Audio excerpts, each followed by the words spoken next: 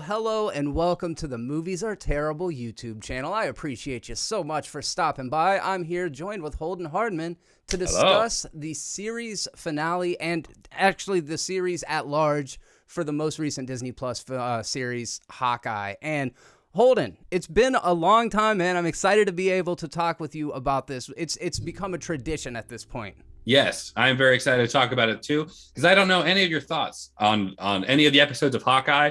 So I don't know. We probably won't go like episode by episode, but rather just sort of plot point by plot point. But I'm curious to see what you think about it. Yeah, it ended up being a very a show that I am very pleased with. I walked away from yet another Marvel series with a positive experience. I don't really have any, major critiques about it. I thought it was fun and enjoyable for what it was, and I also really like that right now, in particular, at this moment and juncture, we've got some seriously cool things happening between Marvel, Sony, and the Netflix side of Marvel as well. Yeah.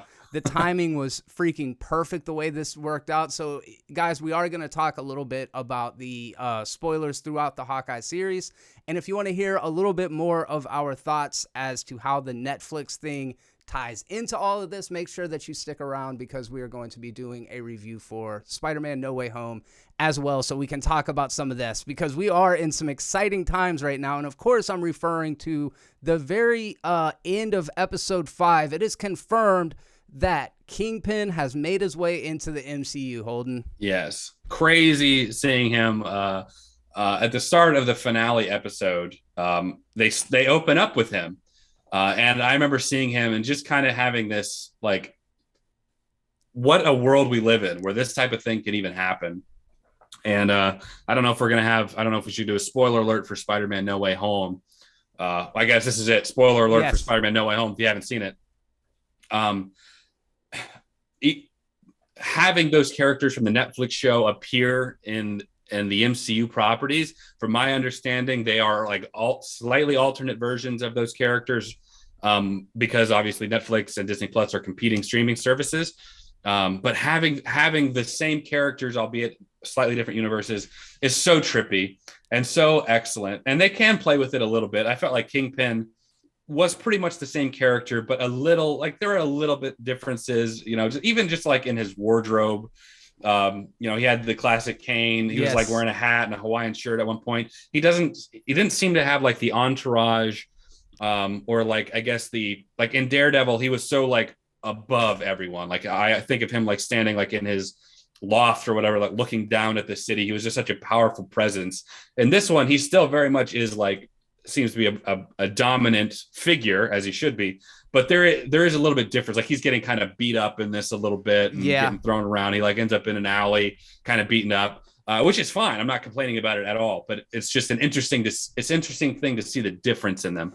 And I'm all for it, man. I think that one of the main concerns that I had is that they were going to really sand off the edges of the character, and it's hard to say at this point if they have or not. But yeah, he does get his ass kicked by a teenage girl at the end of the season, but that doesn't mean that there's not good things in store. I feel like he looks a lot more like the Marvel character in this series. Like you said, the wardrobe, but I almost feel like they've like padded him up to make him bigger and shooting him from angles that just makes him a much more imposing figure and much more like the big guy, the Kingpin that we know from the comic book. So I love Vincent D'Onofrio's take on this character. You can see there's still that like smoldering intensity because his face twitches, like his eye will twitch right here or his upper lip starts twitching. You're like, oh, this guy is like thinly veiled rage. But this is only one element of a pretty big series with a lot of different storylines playing out at one time. But it starts off in episode 1 with one of my favorite gags from the MCU, and that is the Avengers the musical. Yes. I can't remember what it's called right now. It's about Steve Rogers the musical. That's right. Rogers the musical. That's right. So we are treated to what's kind of seems to be a dig or a joke on Spider-Man Into the Dark, right? I guess so. I hadn't put that together, but it made me think about it. But I suppose it kind of could be perceived that way. Necessarily think in a bad way, but just the way that they bring the Broadway sensibilities into the Battle of New York is is hilarious. And to see the way that Clint is just like observing all of this and seeing, it's got to be weird, man. It's got to be really weird. Yeah. It's got to be really weird. And that kind of is the crux of the Clint side of the story, is just trying to reconcile being this larger than life heroic figure who is ultimately just a man, the sacrifices that he had to make, the sacrifice that Nat had to make, and kind of where that puts him as a person. And I think Jeremy Renner does some of his best acting in this series as far as the character of Hawkeye. What do you think? I agree. There is one shot in particular where he's like going up to the memorial or the monument. Yeah. And he has this kind of emotional moment, kind of talking to Nat and just being like, you know, sorry, or I love you, or whatever. And I thought that he did a really great job in that moment. That's one of the moments that stood out to me. Yeah, as far as him acting. When he decides he's going to put back on the Ronin costume, he goes and kind of apologizes and makes peace with her. So we've got the Clint stuff that's going on. We've got a character played by Haley Steinfeld named Kate Bishop. Kate Bishop, and she is the new Hawkeye. Obviously, this series is about passing the mantle over to her. But when Kate was a young girl, she witnessed the Battle of New York from a perspective that we hadn't seen before. And there's some really cool stuff just in that very opening sequence. And to see Hawkeye have such a impact on a young person, I thought was really cool. And it kind of switched my perspective on not Hawkeye, but the way that other people from the outside would see him. And like you and I kind of talked about on other series that we've discussed, is that like Black Widow and Hawkeye are kind of the most noble of the Avengers because they're going out there without any sort of powers. And so to see this guy leap off of a building with no powers and this young girl watching it and just realizing like, holy cow, that's what a hero is. This guy puts it all on the line so that he can protect people like me. And so she decided from that point on in her life that she was going to, basically dedicate herself to becoming a superhero. And I really bought that motivation. And the term Mary Sue gets thrown around quite a bit. I didn't get that impression from her. I know we didn't see a lot of her training, but like it's every bit as convincing as Hawkeye being able to do it to me. Yeah, that makes sense. They kind of did that little brief animated montage of her like winning gymnastic medals, karate medals, and you don't. It's the kind of the Dragon Ball Z problem, I'd say. Is like when characters come in late in the game, that where everyone's kind of already leveled up. You have to just kind of be like, she had years of training and she did all these things just so she could like have any type of footing. Because there were a couple of times where she would be fighting or doing things with like the bow and arrow, and I was like, how is she so good? Oh yeah, she had all this training, It just happened, Yeah, it makes sense to me. When you put it, we've never seen Hawkeye train. We don't know anything about like his origin really, but I guess in the sense that it makes about as much sense as Hawkeye being as skilled and as good as he is. Yeah, at some point there is that suspension of disbelief and just like, hey, I can roll with it. Everybody mentions the events of the Battle of New York, yet nobody mentions the third act of any of those other movies that came afterwards where nobody shows up. Like I think there's a scene in No Way Home where it's like, I think that would draw attention from the greater outside, but whatever. We just kind of have to accept that at this point in the Marvel Cinematic Universe, you can't possibly address everything. So you just got to kind of cherry pick the things that are going to tie best thematically and into the narrative that you're trying to tell. And then you just kind of got to forget about the rest because there are big stakes at the center of a lot of these different franchises. One of the things that I like the most about Hawkeye is it's not one of those stories. Yeah. You know what I mean? Yeah. Like our stakes are literally the main characters that we're watching. Is Clint going to make it home before before Christmas? Yeah. And there's no world-ending stuff at stake. So, like, what do you think about that? I mean, we're here with hindsight at this point, but were you pretty sure Clint was going to make it home for a happy ending throughout the series? I mean, I figured that he probably would have. Honestly, I was like, at one point, I was like, why doesn't he just take Kate home on like the 23rd? Because people are coming after her. Kind of wait till Christmas is over and then go. Mm-hmm. But I like that the stakes don't always have to be world-ending. I think that that's kind of the double-edged sword of the MCU when the stakes, and the Dragon Ball Z problem, the stakes grow and grow and grow. And so even as an audience, we expect it to, last time the world was in danger, now the galaxy, and then it's going to be the universe, So I like these more homegrown, I don't want to say relatable, but just smaller scale stories that do contribute to the MCU as a whole, in particular with like Elena and with Kingpin, because we see him there and we know he's probably going to have more influence later. So I like that. I like that we can kind of just take a step back while still being entertaining, while still doing service and justice to our characters. The only other thing, so Kingpin, there was like that gunshot. I'm assuming that he probably overpowered Maya, or she shot him in the chest where he's armored or something. And I doubt that that's going to be his end. So yeah. From what I understand, there's an Echo series coming out, which is Maya's character. So I suspect Kingpin's going to be the big bad in that. And then considering things that do happen in No Way Home, which we already said spoilers up top, Daredevil is in the MCU as well, which is freaking awesome. But really I'm wondering, crazy, is Daredevil going to be a part of Echo's series? Are we going to get an Echo in addition to? But Marvel has done a really good job recently of balancing all these different things, because we mentioned Clint, we mentioned Maya, we mentioned Clint, we mentioned Kate. We've also got to mention Maya, who is the Marvel character Echo. Apparently, I don't know who that is, but she's a pretty major player in this series, and I think a lot of it is building towards giving her own spin-off show. So in just 6 episodes, we're introduced to this other character who is Native American. She's deaf. She's got a prosthetic leg. She's ticking boxes, Holden, just all sorts of boxes. Yeah. But what do you think about that character, man? So far, I really like her. I hate that she was kind of manipulated. She had kind of the revenge motivation, which was blinding her from the truth that maybe there was more afoot than just Ronan killed her dad and there was nothing more to it. Kind of like what you said with like the whole ticking boxes. I'm a straight white man, so take this for what it is. I wonder how much of that is like pandering to kind of I would say the social justice that people are wanting or don't want now, whatever side you align with, versus how much it's actually effective. In this case, it seems to be the appropriate choice because the character is deaf. And so I don't mind them having a deaf actress. Great. That's a great opportunity for her.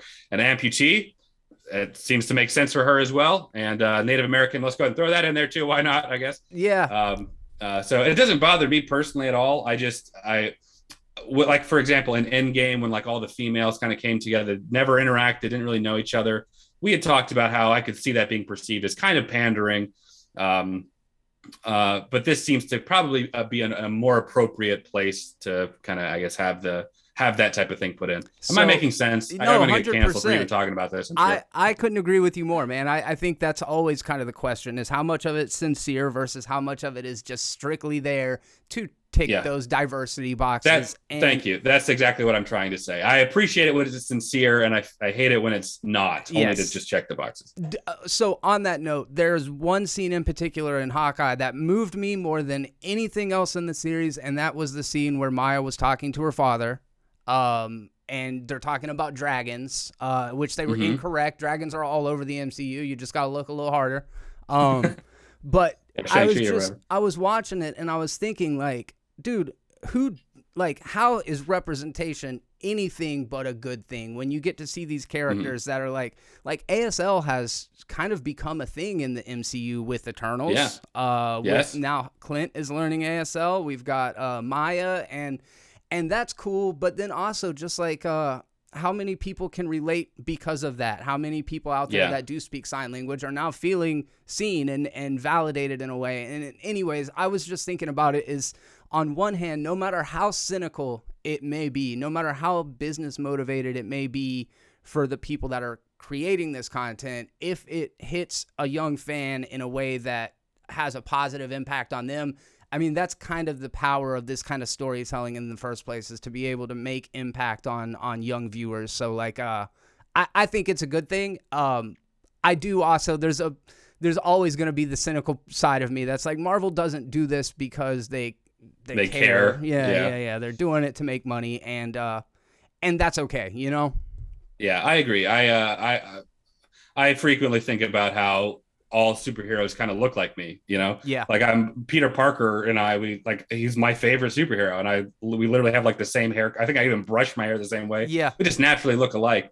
So I'm self-aware enough to recognize that, that I have that and I can kind of take it for granted versus someone who's black or someone who's Native American or is deaf or whatever, finally getting to see somebody, even if they haven't been like bitter about it. It just is what it is. Yeah. But finally having the opportunity to see that. And I could see that being profound for somebody like that. Yeah. I think that's one of the reasons Black Panther hit so hard for some people, is that there was a black male led powerful superhero. It's not that anybody hated, white Captain America or Spider-Man or whatever. They're great, but there is something to be said about somebody that looks or talks or is like you. So yeah, I want it to be sincere. I don't know if the solution to that is let's change Superman into a black man, or I don't know if that's the answer, as opposed to, I think, having a character like Miles Morales. I think that's the perfect solution. Leave Peter Parker alone, but have this other character that is just as great, and in some cases, arguably even now with like the PS5 and where he's going in our kind of pop culture, is probably going to be the definitive Spider-Man at some point, or arguably at some point. Yeah. But I think that's probably the better way than to kind of, I don't know. But maybe that's just me. I feel you. I'm glad we can have a little bit of the conversation, because I do like to get you to weigh in on that side of things. We've also talked about Maya. We've talked about Clint. We've talked about Kate. Elena is a huge part of this series. Elena's huge. And we kind of suspected that this was going to be happening on the heels of what happened in Black Widow. But how do you think that they handled her storyline? I think she's great. They definitely have leaned into her kind of jokey side. There was this whole conversation with her and Kate about the macaroni and this sort of silliness. And Kate and Elena are both kind of silly characters. Too silly? So I think it's a Marvel thing. I think that everyone kind of has this sort of sarcastic-y, kind of awkward, okay, kind of jokiness to them. I don't mind it so much. It kind of is what it is. Maybe it's appropriate because Clint is more of like a serious type of character by nature. So having his partner or his other half be that goofy kind of character is complimentary in that way. Yelena is fantastic. I like that she kind of balances both. She'll be jokey about the macaroni, but also be like, don't get in my way. Yeah. Kind of thing. So I like that about her. I don't like how she's kind of naive to the events of Natasha's death. Like, that she just doesn't second guess that. And maybe it's because she's like emotionally blinded, which I could see being an excuse for it. But the fact that she's like not even questioning it, she knows Natasha and Clint were friends before. They know like details of at least the first Avengers, even private things that happened in the Avengers were like in the musical. So we know that there's some sort of news coverage or some sort of fascination by it. I'm sure people are wondering how we came back from the stones, how all that happened. And I'm sure it's been explained that Natasha, Black Widow, died so that you all could come back. She sacrificed herself. I would be surprised if that wasn't common knowledge, especially if something like the Avengers got shawarma after the battle in New York is common knowledge. Yes. But that's a really good point. That would be the only thing I would be like, I don't know if she would have just gone in blindly, except for the fact that she's just so upset about Natasha's death and she just wants revenge, unquestioning, which doesn't seem so in characters. That would be like my minor kind of gripe. I can get over that. It's not a big deal. It doesn't take away anything really. But when I think about it from like a meta standpoint, I'm like, I don't know if it would have gone down that way, really. Yeah. No, I think that's a really valid point. And I'm going to go as far as to say that she was too comedic in this season or in this series. Yelena? Yeah. Mm-hmm. And I don't dislike it. She was the standout of Black Widow to me. She was. Like, I really liked Florence Pugh's character. I feel that they dialed up that little bit of cutesiness, just maybe one notch too far in the Hawkeye series. And you're right that it is a Marvel thing to have that kind of dialogue and that kind of banter, and it works more times than it doesn't. Hawkeye and Widow as a pair were also two of the most straight characters in the MCU, as far as they had a rapport and a banter with each other. They were witty and stuff, but the new Widow and Hawkeye are almost just goofy. Like they're a pair that's just like one step past that. They're almost goofy, but I did like. That's a good point. You know, like it's just going to be different to see them together as that part of the team. But what do you think about the dynamic between the two of them, the new Hawkeye and the new Black Widow? I like their relationship. It's kind of this cutesy. They're both girls too, which adds another element of their camaraderie. Yeah. Got my dogs barking. Of course, back he's there. going to stop now. Sorry, I don't know if you could hear on your end. My dog's barking like crazy, so he probably came to the door. All good. Their camaraderie, and from everything that we've seen of them, like even the tense moments in the apartments, was fun and quirky and whatever. I think there will be some element of like Elena, because she grew up in this pretty much abusive upbringing to be a trained assassin. She's older versus Kate Bishop, who's 22, very, very skilled, but very inexperienced, at least in the real world. So there might be some sort of big sister, little sister, where Elena, in this case, takes the role of the big sister, which is what Natasha was for her. I could see something like that happening, which would be cool. I don't know, but I kind of actually, now that I think about it, I kind of would want it to go that way a little bit. Yeah, that's actually a cool take on it. I like that as well. There were a little bit of villain red herrings, a little bit of misdirects at the beginning of the series. Yeah. I'd never bought into the Jack being a villain side of the debate, just simply because he has a mustache, dude. It's like they're going so far out of their way to say, that's the villain, that you have to look at the person next to him. And I knew from, I think it was episode 1, that I was like, nah, the villain is Lady Mask Lady. Eleanor, yeah. The mom, yeah. Apparently. I think go ahead, sorry. Oh, apparently there's a character named Madame Mask from the comic books that she's playing. Oh, maybe. Yeah. I think Jen and I, we were suspicious probably, I think around episode 3. We were like, you know what? I'm not buying this Jag thing. Obviously, I'm not like, he's evil, but it was like, I'm just going down the road they're leading us. Yes. Now I don't know so much. But I think we thought it was Eleanor earlier. A couple of fine-tuned details. The sword, the Ronin sword. I remember I said in one of my reviews with Jen that I was like, I didn't like how they made it retractable. I felt like that was just kind of a plot convenience so they could kind of put it in their pocket. And I know I got a couple different responses. One of the responses was, in a world of flying monsters and stuff, we're going to get on about this sword. You and I have talked before about how, while yes, there are these absurd things going on in this universe, there's still like rules that are put in place, you know? And I don't like that they just sort of retcon things that have already been established without explanation. Another thing I saw was that the sword was retractable in Endgame. And I was like, I don't, and I got a couple comments like that. I went back and watched it, and he had it in a sheath. You know, there was like literally a sheath that he had it in. So I don't know where that came from. I might have missed something extra, but he straight up, he's like, pulls it out.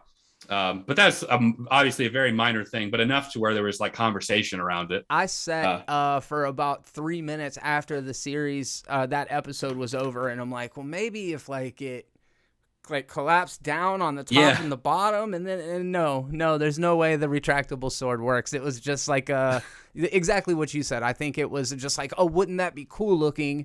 But and convenience, I think, because they were like carrying it around. Yeah, you know? To your to the point of whoever commented, fair point, fair enough. You know, there is nanotechnology and all that kind of shit where, you know, we can manifest entire suits out of little arc reactor sized spaces. Yeah. But like you said, man, like there are, even those rules are established prior to, so they're not just like throwing it at you. It's like, okay, here's the new thing that Tony's suit can do. The new and retractable Ronin sword. I don't think that was ever. Yeah, I don't remember that being in any of the previous movies. But anything else? What was your other fine-tuned points? I guess one other little minor thing, not a complaint, but just the watch. I don't think they ever explained what it was or the significance of it. No, so I'm assuming now that is her name? Is it Claire? I don't know what her name is. Yeah. We'll say Claire. Mrs. Hawkeye. Yeah. She apparently is also a comic book character. I think Mockingbird is what I heard, but It might as well be anything. Like, I don't know, but apparently she's a former S.H.I.E.L.D. agent, which it shows. That's what it looked on the back of the watch, which is cool. I really like Linda Cardellini. Loved her in Freaks and Geeks. She was good on that show, You Kill Me or whatever. Just Kill Me. She was in Scooby-Doo. She was good as sexy Velma. Yeah. So I would like to see more of her, but this is another kind of thing, Holden, where it's like they plant seeds and they'll leave certain things open-ended enough that they could come back and circle around to them later. Like, for example, if needed. Yeah, right. Like, was Peter Parker really the kid from Iron Man or from the Avengers? Well, now he is. It's been retconned, right? Was like, so I don't think they ever intended for her to originally be that character. But because people responded to her well, now they've got the leeway to be able to do that. And I think that's kind of the power of Kevin Feige's ability to do the essentially show running, universe building, whatever it is that he does. Is part of that magic is like, we'll plant these little tiny seeds and see if people take to them. And if they do, then we can grow this whole other garden out of it. So I think they're still balancing it really well. Yeah, I think he's mastered the leave them wanting more type of thing, because you finish a Marvel movie and you're so desperate for the next one already, like a drug almost. One final thing. I know I keep saying one final thing. So spoilers for Spider-Man No Way Home. The final sequence in Spider-Man No Way Home is it's Christmas and he's swinging through the city and he actually swings past that big tree, the big Christmas tree. And so I gotta wonder in real time how close to the events of the final episode of Hawkeye and how close to the events of No Way Home were they really? It would have been Christmas. So those events probably happened a couple of days apart, maybe a day or two apart, or even the same day. The tree was still up when Spider-Man swung, and obviously it fell in Hawkeye. So he probably swung like the day before in his new suit, new Spider-Man and all that. That makes me feel all sorts of differently about both Clint and Kate. I think it's quite irresponsible that they're worried about whatever Kingpin's up to while the whole multiverse is at stake. Yeah. Actually, it would have been happening similar, probably down the road. Yeah, man. That's a good point. I was just thinking about like locationally and time wise, but you're right. A couple of nights ago would have been. Statue of Liberty's coming down. Well, guys, let us know what your thoughts are down in the comments section. We really do enjoy the conversation. That's most of the reason why I like talking movies on YouTube, is because I like to hear from you. So let's discuss. We also are going to be talking about Spider-Man No Way Home. So if you enjoy this type of content and you want to see more, all you got to do is click that subscribe button, followed by the bell to enable notifications. And I appreciate you coming by. Have a Merry Christmas on behalf of both of us. And until next time, be terrible.